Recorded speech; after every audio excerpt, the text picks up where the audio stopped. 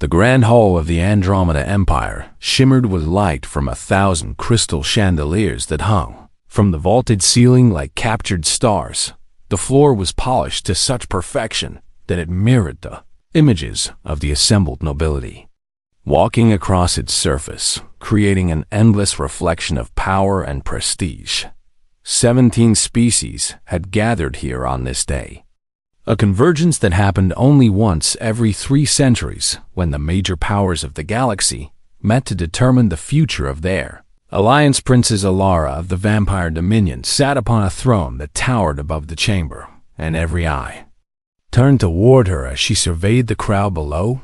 Her skin held the pale luminescence of ancient bloodlines, and her dark eyes seemed to contain the weight of 5,000 years of existence. She wore robes of deep crimson and silver that flowed around her like liquid shadow, and a crown of black diamonds rested upon her head.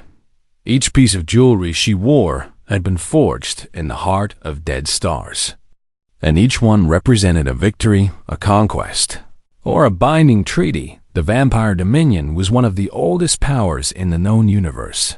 Their strength was legendary. Their technology surpassed most civilizations by centuries. Their warriors could level entire worlds. The blood of their royal family ran with power that made lesser beings tremble yet for all their might. What truly made them fearsome was their cunning, their patience, and their ability to read the deepest desires of those around them. 3 princes stood in a triangular formation before the throne, each one representing the finest specimens their own species could produce. Prince Kale of the Zirians was tall and angular, his body appearing to be crafted from living crystal that caught and refracted light in hypnotic patterns. His eyes glowed with an inner luminescence, and when he moved, there was a musical quality to it, as if the very air sang his presence. His species possessed minds that could calculate probability across infinite variables with perfect accuracy, making them invaluable strategists and scientists. Prince Vortis of the Mentari Collective was smaller but more intense, his elongated head marked with bioluminescent patterns that reflected his emotional state. Around him hung a faint aura of psychic energy, and those nearby could feel the pressure of his intellect like a physical force.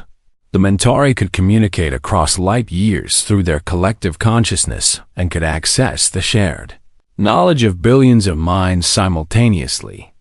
Prince Jackson of the Krell warrior caste towered above everyone else in the chamber, his massive frame rippling with muscle beneath armored skin. His species had conquered 42 star systems through military might alone, and he bore the scars and marks of 100 battles with pride. Each scar told the story of an enemy defeated, a world brought under Krell control, an expanded empire built on strength and dominance. The ceremony had been proceeding smoothly. The council had been reviewing trade agreements and discussing new defensive treaties against the threats that lurked in the unexplored regions of space. When Alara had announced her need to select a mate, this declaration sent waves of anticipation through the assembled ambassadors and representatives. For decades, Alara had remained unbonded, refusing all offers and rejecting all suitors. Her choice would reshape galactic politics. The selected prince's species would gain unparalleled influence within the vampire Dominion. Trade routes would shift, alliances would strengthen, research agreements would be signed, military pacts would be formed. Power would flow to the chosen one. The 3 princes had arrived on the previous day, each bringing gifts befitting their status. Prince Kale brought a device that could predict stellar collapse centuries in advance, allowing civilizations to evacuate before destruction. Prince Vortis brought recorded knowledge from the Mentari Collective spanning 10,000 years, information that could revolutionize every scientific field in the known galaxy. Prince Jackson brought something more direct and brutal, a weapons array that could defend an entire planetary system, engineered specifically to counter Vampire Dominion. Defenses to show his people's ability to stand as equals. Then, the alarms came. A proximity alert screamed through the communication systems of the Grand Chamber. The security personnel stiffened. Ambassadors rose from their seats in confusion. The three princes looked toward the throne, awaiting instruction from the strategic sensors. A message came through in rapid sequence. Human vessels had crossed the outer sentinel line. Human ships bearing the mark of the United Earth Coalition were moving through what was supposed to be controlled space. The humans had no authorization to be here. They had no trade agreements that granted them passage. They possessed no treaty that would allow them into the territory where the summit was taking place. The reaction from the assembled nobility was immediate. The Xerians began rapid calculations. The Mentari conferred silently through their collective. The Krull warrior caste straightened with interest. Seeing potential conflict, the smaller species cowered in fear of the larger powers around them. Humans were barely known in the galactic community. A young species, barely spacefaring for a century, with primitive technology and short lifespans. They represented no threat and no opportunity. They were an annoyance. Like insects that had somehow found their way into a grand structure. The Xerian ambassador leaned toward his delegation and spoke in low tones about shutting down the human vessels. The Mentari were already considering how to trace the humans' mental patterns and understand their motivation. The Krull warriors were discussing interception protocols. The older species viewed this as an insult, a disruption of something sacred. The humans, in their ignorance, had stumbled into a gathering they had no right to interrupt. But Ilara did not seem displeased. She leaned forward on her throne, and a smile played at the corner of her mouth. A genuine smile, not the careful diplomatic expression she usually wore. The others present had served alongside Ilara for decades, had negotiated with her, had been awed by her presence, but few had truly seen her smile. "Interesting," she said, her voice carrying across the chamber with the weight of absolute authority. "Tell me more about these humans. Tell me why they dare enter our space. Tell me what drives a species so young, so weak, so clearly outmatched to move toward us rather than away from us." The three princes exchanged glances. They did not understand her interest. The humans were irrelevant. The humans were a distraction from the matter at hand. The marriage alliance needed to proceed. And this interruption was nothing more than an insignificant bump in the ceremony. But Ilara was already rising from her throne, her ancient eyes fixed on the sensor readings that displayed the human vessel. The vessel was small, fragile-looking, a toy compared to even the escort ships that followed her. Yes, the humans were primitive, but they had come anyway. They had come despite knowing they were outmatched, despite the obvious power they would face, despite every logical reason to stay away for the first time in 5,000 years. Ilara wondered what it would be like to meet someone who came forward not because they desired her power, not because they sought advantage through alliance, not because they calculated political gain, but simply because they were curious enough. To bridge an impossible gap, the three princes began to protest, but Ilara raised a single hand, and silence fell immediately. She commanded that the human vessel be brought into a secured hangar, that the human commander be treated with the respect due to any visiting dignitary, and that she would meet this person herself. The princes had never been disobeyed before. Commander Daniel Hayes stood on the bridge of the United Earth Coalition vessel Unity and watched the sensor readings with growing disbelief. The scale of the fleet they had detected was beyond anything human space had ever encountered. It was as if an entire civilization had gathered in one location and brought their military might with them. His tactical officer, Lieutenant Marcus Collins, kept repeating distance calculations as if saying the numbers aloud might somehow make them smaller or less threatening. The Unity was a deep space exploration vessel, not a warship. It carried scientists, researchers, cartographers, and engineers whose mission was to map the uncharted regions of space and catalog any phenomena that might advance human knowledge. It was a peaceful vessel and a peaceful mission, and the crew had been selected for their ability to think critically. maintain composure under stress, and represent humanity with dignity and intelligence when the first warnings had come in about the massive fleet ahead. Daniel's mind had raced through the possibilities. The fleet could be hostile. They could be some undocumented alien power that humans had never encountered. They could be a threat that no human ship was equipped to face. The logical choice would have been to turn away to report the findings to Earth Command and to avoid any confrontation. With a military power of such obvious superiority, but Daniel had never been a man to choose the logical path when he sensed an opportunity for something greater in front of him. His crew trusted him because he had earned that trust through countless decisions that seemed to defy reason, but which always somehow worked out. His superiors tolerated his unorthodox methods because his success rate was undeniable when the odds had been against him before. He had found a way through. He made his decision quickly, broadcasting on all frequencies in the most formal and respectful manner he could muster. Daniel sent out a message identifying himself as the commander of the human exploration vessel Unity. He stated clearly that his vessel was on a peaceful scientific mission, that it meant no threat, that it sought only knowledge and understanding. He invited the fleet to respond, to communicate, to make contact on terms that both parties could accept. The response came quickly, but not in the form Daniel expected. It was not a weapons discharge. It was not an aggressive transmission. It was, instead, an order to cease movement and await boarding parties. The tone was neutral, but carried an undertone of authority that made clear there were no options for negotiation. Daniel accepted the orders.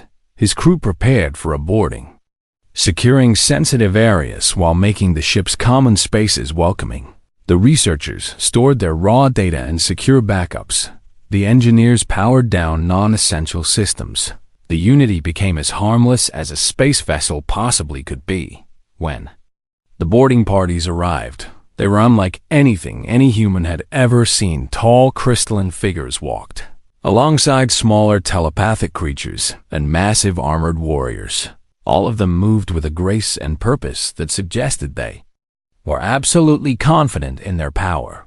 The soldiers escorted Daniel to a transport shuttle that rose away from the Unity and toward the massive station that dominated the center of the alien fleet. During the entire journey, Daniel kept his expression calm, his posture respectful, his mind working to understand what was happening, where they were taking him, what this gathering might mean. Docking bay of the alien station was enormous. The ceiling stretched so high that it vanished in the shadow. The floor was polished to a mirror finish. The walls glowed with symbols and text in languages Daniel could not identify. The few humans in history who had been chosen to make first contact with alien species never forgot the moment they realized they were truly alone on an alien world, surrounded by beings whose capabilities far exceeded their own. Daniel experienced that moment now, and he did not let fear show on his face. The escort of soldiers brought him to a lift that descended what must have been several hundred levels downward. When the doors opened, Daniel found himself at the entrance to a gathering chamber more grand than any structure built by human hands. The ceiling seemed to touch the sky. The walls held alcoves filled with alien dignitaries. The floor displayed what must have been the flags or symbols of hundreds of different species. And, sitting at the far end of the chamber, was a figure that made everyone else fade into insignificance. She was beautiful in a way that transcended species. She was clearly ancient, based on something intangible in the way she carried herself, something in her eyes that had witnessed ages pass. She wore robes that seemed to shift between crimson and shadow, and on her head sat a crown of black diamonds. Soldiers in the chamber stood at attention, as if her presence demanded nothing less than absolute respect. This had to be someone of immense importance, someone whose power was evident not because of weaponry or size, but because of the absolute certainty that radiated from her being. 3 alien princes stood before her, and when they turned to look at Daniel, their expressions made clear what they thought of this interruption. One was made of crystal and seemed to glow with inner light. One was smaller with bioluminescent patterns that flickered with what looked like anger. The last was a warrior so massive that standing near him made Daniel feel like a child. These were not minor nobility. These were beings of serious consequence, and they did not appreciate his presence. A voice like music and thunder combined spoke from the throne above. Tell me who you are. What brings your primitive vessel to our gathering? Why should we not simply remove this distraction and return to matters of importance? Daniel stepped forward, keeping his movements measured and his expression open.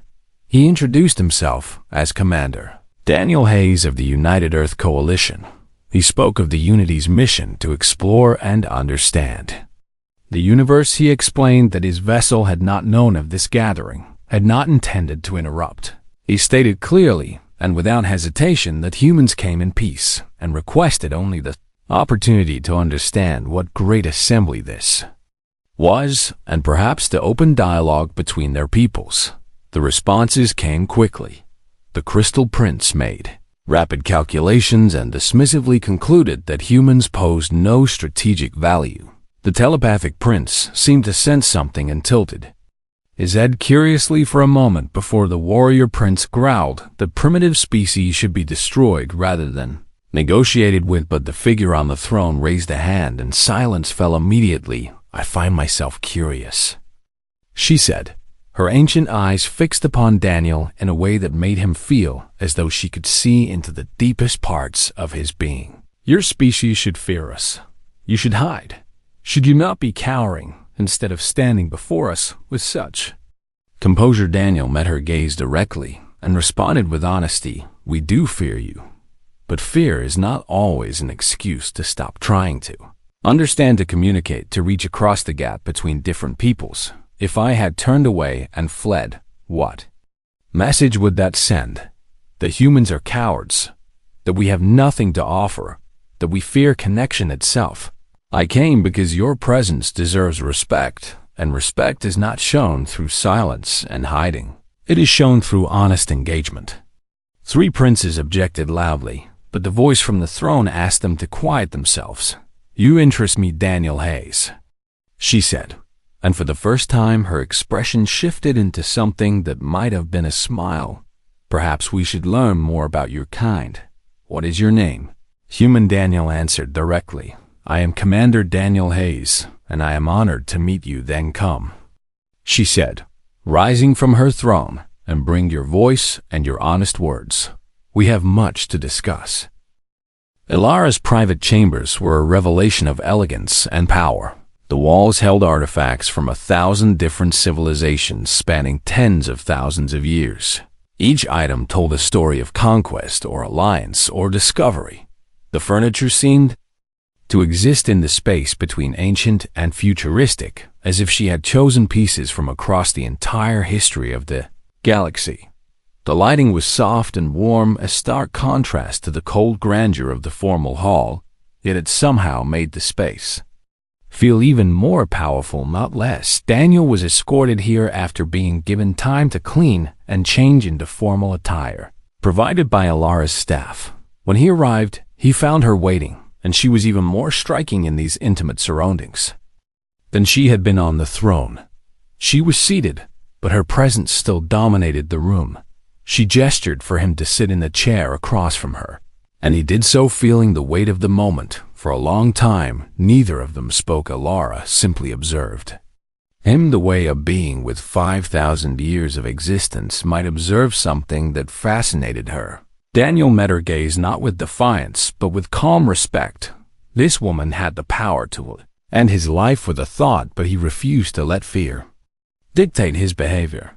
When she finally spoke, her voice was softer than it had been in the chamber, but no less powerful. Tell me about your kind. Tell me about humans. I have read your entire recorded history. I have access to data about your species. But I wonder what it would feel like to hear it from one of you directly. What drives your kind? Daniel considered the question carefully and began to speak. He talked about humanity's history, about the struggle to survive on a harsh world with limited resources. He spoke of how humans had learned to cooperate not always successfully, but persistently. He described how humans formed bonds with each other, bonds so deep that they would sacrifice their own lives for others, bonds based on love and loyalty rather than calculation and strategy. He spoke of human art and music and literature, how humans created beauty even in the darkest circumstances. He told her about human curiosity, about the drive to explore and understand, not for tactical advantage but simply for the joy of knowledge. He spoke of human failure, about how humans made mistakes over and over again, but somehow found the strength to keep trying. Illyra listened without interrupting, and her expression never changed, but Daniel sensed that something in her words was resonating with something in her. She leaned forward slightly and asked him directly, "Do you understand what you are? Humans are young. You are fragile. Your lifespans are measured in decades, not centuries.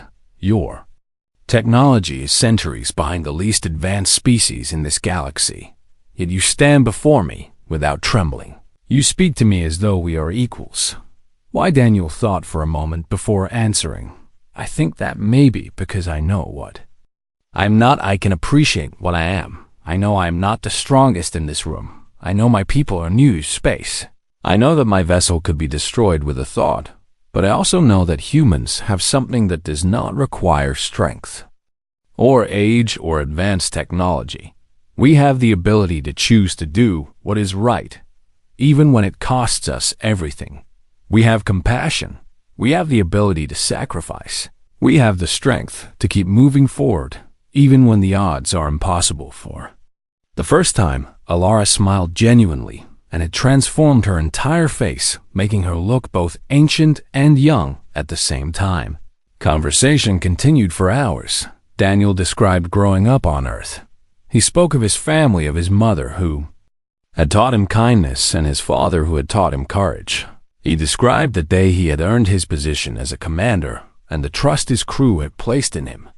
He spoke of his dreams for humanity's future and the galaxy. Ella listened to all of it, and then she began to speak about her own existence. She described watching civilizations rise and fall.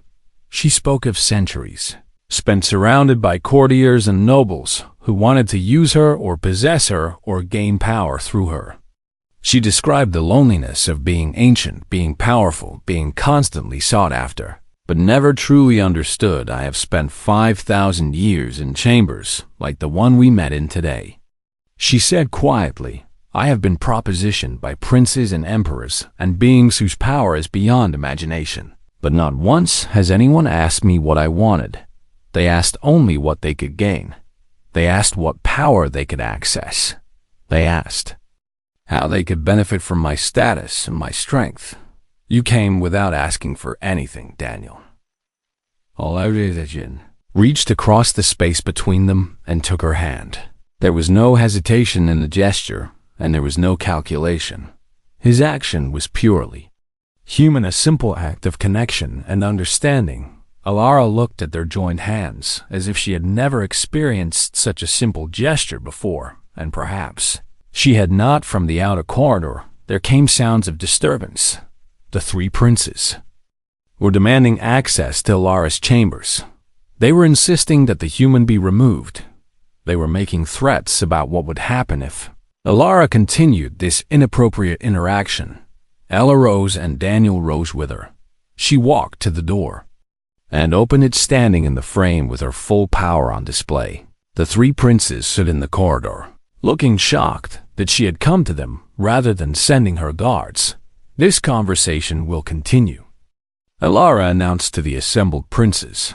"The human commander will be my guest for as long as I wish him to remain here. If any of you has objections, you are welcome to leave the summit right now. The choice is yours." The princes protested, but Illyra simply closed the door and turned back to Daniel. Her expression showed no doubt, no hesitation, no concern about the consequences of her choice. "Come," she said, extending her hand again. "I want to continue our conversation, and then perhaps I want to show you what 5,000 years looks like from the perspective of someone who has lived it." Daniel took her hand again and followed her deeper into her chambers. As they walked, he realized something fundamental was shifting not just in his own fate, but perhaps in the fate of his entire species, and he did not yet understand the true magnitude of the decision Alara had just made for both of them. The council chamber filled again, and this time, the tension was thick enough to cut with a blade.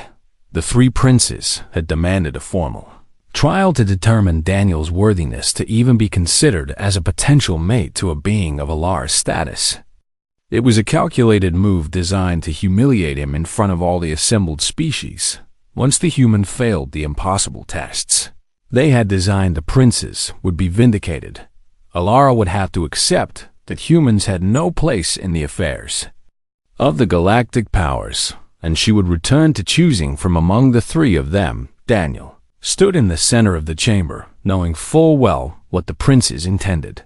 Crystal Prince had created a test of intellect, a series of problems so complex that even some alien species struggled to solve them. The telepathic prince had designed a test of mental fortitude, attempting to break Daniel's consciousness through a psychic assault that would have destroyed most beings not evolved for such attacks. The warrior prince had designed something more direct, a test of physical combat. Daniel against a training construct that combined the strength of a Krell warrior with the speed of a Mentari youth construct. It would crush any human instantly. Alara watched from her throne with an expression that revealed nothing, but Daniel could sense her concern beneath the mask of composure. Before the trials began, Daniel requested to speak, and Alara granted him permission. He addressed the council directly, acknowledging that he would fail the tests as designed because humans were not evolved to compete in such arenas. However, he proposed an alternative. If the princes truly valued worthiness, perhaps they should agree to tests that measured something beyond raw power, something that Alara clearly valued based on her own statements about his character. The three princes objected loudly. They insisted that strength and intellect and willpower were the only true measures of worth, that a being who could not compete in these fundamental ways had no place in their society, that tradition demanded they proceed with the tests as planned. Alara rose from her throne and spoke with such force that the princes fell silent. "If these three claim to be worthy of me," she announced, "then let them prove it, not by excelling in arenas where they have evolved advantages, but by demonstrating their character in circumstances where success requires something more than CAPABILIT. Why? It requires choice. It requires sacrifice. It requires moral clarity." She described a crisis that was unfolding across the galaxy. The very species was facing extinction. A biological plague was spreading through their primary population centers. The disease had no known cure, and no technological workaround existed. To save them, someone would need to enter the contamination zone, to understand the disease firsthand, to work alongside the very people, despite the risk, despite the certainty of exposure, despite knowing that there was no guarantee of survival. The test she proposed was simple. Each of the three princes and Daniel would be given access to the situation. They could bring whatever resources they possessed, whatever technology they had developed, whatever advantage their species offered, but the real test would be their willingness to risk themselves to help others beings. They had no previous connection to beings from a civilization. They had no strategic interest in protecting. The three princes immediately mobilized their resources. Ships filled with advanced technology were sent to the very homeworld. The Crystal Prince's vessels bristled with devices that could analyze the disease. The telepathic prince sent specialists who could communicate with the very consciousness. The warrior prince sent medical teams with technology and weapons to defend against any complications. All three established command centers in orbit around the very world. All three broadcast their efforts across the galactic network. All three declared their commitment to saving the species, but none of them set foot on the surface of the contamination zone. Daniel did something different. He gathered a small team from the Unity specialists in biology and medicine, his most trusted officers, people who would follow him even into certain danger. He went down to the surface personally and stepped into the contamination zone without a protective suit. Instead, he requested a suit of Viri design, something that would let them monitor his vitals, his exposure, his risk. They wanted to see him suffer alongside them, to know that he understood what they were enduring. He worked tirelessly with the Viri scientists and doctors, exploring the disease, trying different approaches, discarding failures and building on small successes. Hours turned to days. Days turned to weeks. The three alien princes watched from orbit, unable to understand why someone would willingly subject himself to this. He was not gaining strategic advantage. He was not expanding his territory. He was not accumulating resources. He was simply putting himself in danger to help people he had never met before. But something remarkable happened. The Viri people began to work with increased hope and intensity, inspired by Daniel's willingness to suffer alongside them. The small breakthroughs began multiplying. The pieces of the puzzle began falling into place, and slowly the understanding of how to create a counter to the disease began to emerge. Daniel worked through his own illness, his own infection, his own pain, and continued forward. When his strength began to fail, the Viri supported him, literally carrying him through the research stations. When his mind grew foggy with fever, the Viri doctors tended to him as carefully as they would tend to their own families. After 43 days, the cure was ready. The vaccines were administered. The plague that had been consuming the Viri civilization began to recede. Daniel collapsed the moment the immediate crisis had passed, but his collapse came after the victory had been secured. The Viri people did not see a commander or a diplomat or a potential mate. They saw someone who had chosen to bleed alongside them, someone who had chosen their survival over his own comfort, someone who had never wavered in his commitment, even as death whispered nearby. When the news reached the galactic gathering, Alara stood and watched as Daniel was brought back to the station. He was thin and exhausted, bearing marks of the disease on his skin. His uniform was stained. His hair was matted. His body bore the physical cost of what he had done. The three princes stood expecting their resources and their efforts to be recognized for the superior contribution. They clearly represented Alara, descended from her throne, and walked to Daniel. She reached out and touched his face gently. She looked into his eyes and saw the same authentic kindness and strength that she had seen in their first conversation. The galaxy, she announced, does not measure worth by the weapons we deploy, or the knowledge we possess, or the strength that evolution has granted us. It measures worth by the choices we make when sacrifice is required, by the kindness we show when cruelty would be easier, by the love we demonstrate when indifference would protect us. The assembly chamber was filled with more observers than it had been for the initial gathering. The word had spread across the galactic network. Every species with access to communication wanted to witness this moment, the formal declaration of a royal mate for the princess of the Vampire Dominion was always significant, but this moment carried the weight of something more. Something that transcended simple politics and tradition. Daniel stood in the center of the chamber, having been given time to recover and to dress in formal attire provided by Alara's staff. His body still bore marks of his ordeal, but he stood with strength and dignity.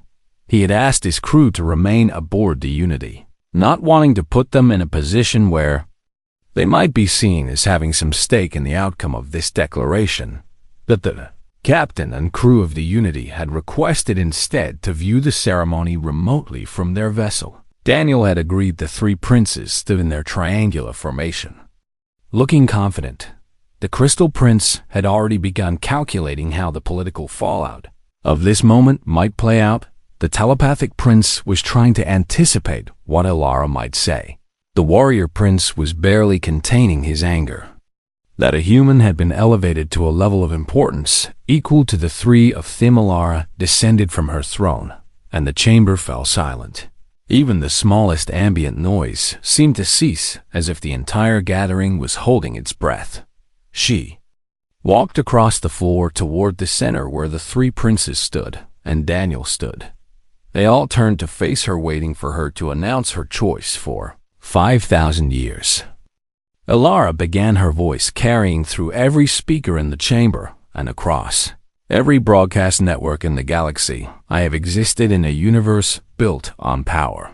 I have seen civilizations rise by crushing their enemies. I have watched species achieve dominance through superior technology, through evolved advantages, through careful strategic planning. I have participated in systems of governance built on the foundation that the strong should rule and the weak should serve. She paused, and her gaze swept across the assembly, settling for a moment on each of the three princes before returning to their faces. I have been courted by the greatest minds this galaxy has produced, by beings whose intellect spans civilizations, by warriors whose strength could level worlds. These three stand before me now, and they represent the pinnacle of what our galaxy considers worthy of respect. Yet something profound happened when a human commander arrived in a fragile vessel from a species so young they barely understand the universe around them. She walked toward Daniel, and when she reached him, she extended her hand. Daniel took it without hesitation. The gesture was simple, but to every observer, it held the weight of a declaration that transcended words. I choose Daniel Hayes, she announced, and there was no uncertainty in her voice, no doubt, no apology for the break with tradition. He comes from a species that should by all logical measures be inferior to every power assembled here. His technology is primitive. His lifespan is brief. His military might is negligible. Yet he possesses something that I find has become rare in this galaxy, something that evolution toward greater power seems to erode with each passing century. He possesses genuine moral clarity. The chamber erupted. The three princes began shouting protests, demanding that the decision be reversed, threatening war if she proceeded with bonding to a human. The ambassadors of lesser species began whispering urgently to each other. The great powers of the galaxy were processing what had just occurred, and the implications that it carried. Alara raised a hand, and silence fell once more. Her expression held such ancient power and such immovable certainty that no one dared to continue their protests. He will not give me advantage in trade or military matters, she continued, as if there had been no interruption. He cannot expand my dominion or increase my technological capabilities. His presence will not elevate my status in any measurable way, but he will remind me every single day of what matters in the universe beyond the accumulation of power. She turned to face the assembled ambassadors and leaders directly. And I want the entire galaxy to know why this choice represents something far more significant than a personal preference I am choosing. To declare that my union with Daniel Hayes is binding and recognize the vampire dominion will offer sanctuary to humans. The United Earth Coalition will be granted trading rights with every species present at this summit. Resources that have been denied to humanity will now be available to them. Protection will be extended to your homeworld, and to your explorers, and to your scientists. Chamber erupted again, but this time the outrage was complicated by something else. The smaller species were conferring urgently. Some ambassadors were already considering what this development might mean for their own negotiations with human representatives. The three princes stood in shock, unable to process that they had been rejected so completely. But Alara was not finished speaking. She looked directly at the three princes and spoke with the certainty of one who had ruled for 5,000 years. Your pride has been wounded, she said to them, and perhaps that wound will teach you something valuable. I will say this clearly and finally to all assembled here. Humans are not primitive. Humans are not weak. Humans represent a species that has developed something transcendent. The ability to choose compassion over conquest, the ability to choose sacrifice over security, the ability to choose what is right over what is easy. These qualities are not the product of limited capability. They are the product of an evolved consciousness. She squeezed Daniel's hand and looked at him with expression that contained both ancient wisdom and genuine joy. In the moment that your captain approached my fleet, she said softly, though her words were broadcast across all networks, he made a choice. He could have fled. He could have hidden. He could have sent a message and remained at a distance. Instead, he came forward, trusting that communication was better than fear. That is the mark of a species destined to become something magnificent, something that will reshape everything we believe about power and worth and the future of this galaxy. The immediate aftermath of her declaration was chaos, but the chaos was the kind that reshaped civilizations. The three princes had no choice but to accept the decision, though their species immediately began posturing about the implications. The Vampire Dominion's formal declaration of alliance with humanity created ripples that spread across every network, every trade route, every research institution.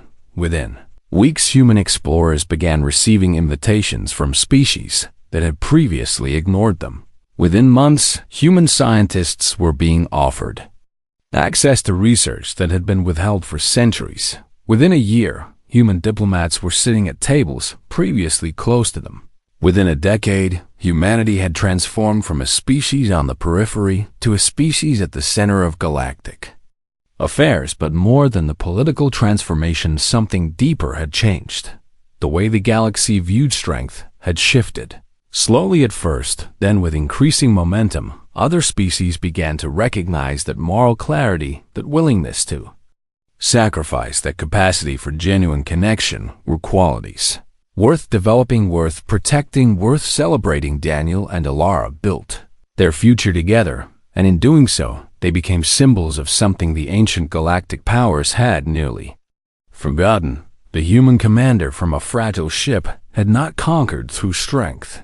He had transformed through character, and the ancient vampire princes had chosen him not because he could grant her power, but because he reminded her that the pursuit of power itself had nearly cost her the ability to recognize what truly mattered. On the day they formally bonded, Alara stood beside Daniel in a chamber filled with representatives from across the galaxy, and she smiled the same genuine smile that had first appeared when she learned of humans approaching her fleet.